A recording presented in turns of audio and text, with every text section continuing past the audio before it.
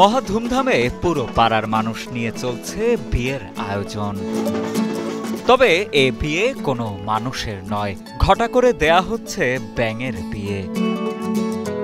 বিয়ের পিঁড়িতে বসা ব্যাঙদের জন্য সাজানো হয়েছে বিয়ের মঞ্চ।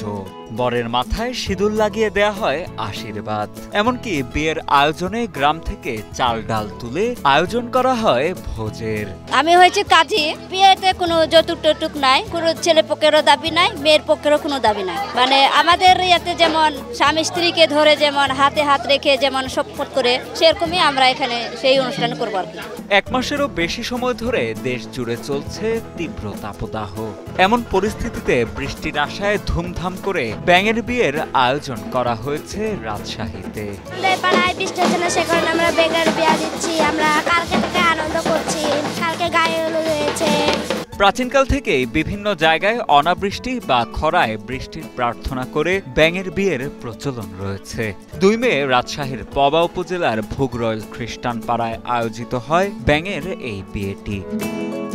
বর ব্যাঙের নাম রাখা হয় শিমুল আর কনের নাম মেঘলা। বরের বাড়ি খ্রিস্টান পাড়ার উত্তর পাড়ায় আর কনের দক্ষিণ পাড়ায়।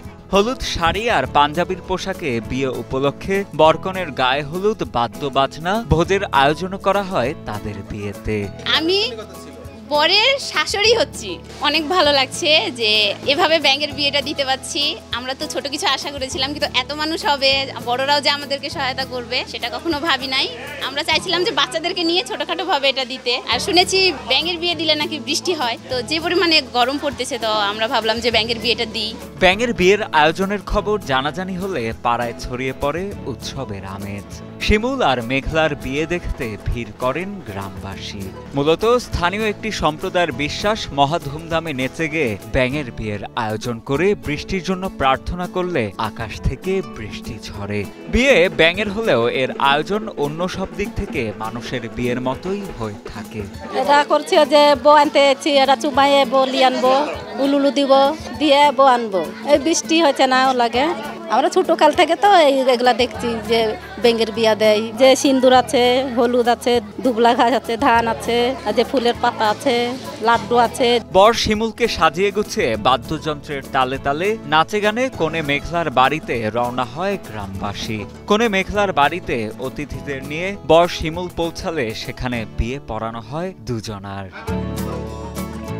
বিয়ের আনুষ্ঠানিকতায় শিমুলের হাত দিয়ে মেঘলার কপালে সিঁদুর দেয়া হয় বলে জানান বিয়ের আয়োজক অঞ্জলি বিশ্বাস। আমাদের গতকালকে গায়ে হলুদ দিয়েছি আমরা ব্যাংকে। গায়ে হলুদ দেওয়ার পরে আজকে আমরা বিয়ের অনুষ্ঠান করতে যাচ্ছি। ওখানে বিয়ের আমরা বিয়ে দিব, বিয়ে দিয়ে তারপরে আমরা আবার এখানে ফিরে আসব। তারপরে আমরা আমাদের খাওয়া দাওয়া শুরু করব। ব্যাঙের এই বিয়েতে আমন্ত্রিত সব বয়সী অতিথিদের সমাগমে পুরো পাড়া মুখরিত ছিল উৎসব মুখর পরিবেশে। বিয়েতে আসা শিশুদের মধ্যেও দেখা যায় বাঁধ ভাঙা উল্লাস। সচরাচর মানুষের বিয়ে দেখলেও কখনোই ব্যাঙের বিয়ে দেখেনি তারা। আমরা ছেলে পক্ষের, আমাদের পাড়ায় বৃষ্টি হচ্ছে, তাই জন্য আমরা ব্যাঙের বিয়ে